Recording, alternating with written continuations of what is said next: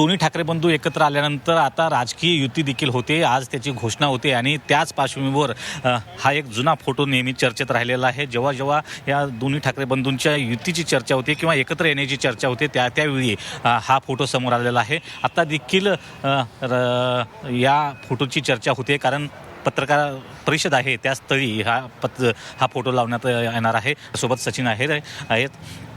किती महत्त्वाचा हा फोटो आहे आणि त्यानंतर आजची होणारी राजकीय घोषणा आहे? एकतर सुखद आनंदाचा क्षण आहे आणि ऐतिहासिक क्षण पण आहे।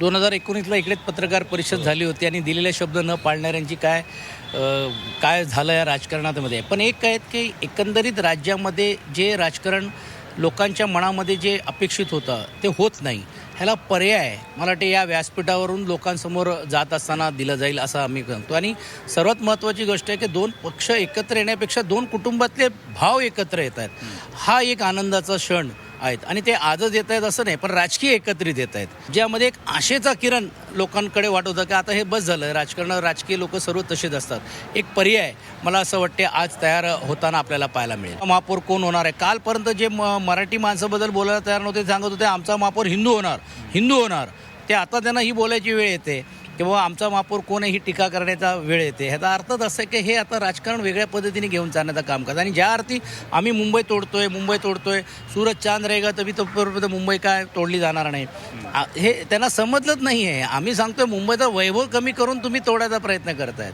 पुढे रवी चव्हाण सह कृष्णात पाटील, झी मीडिया, मुंबई।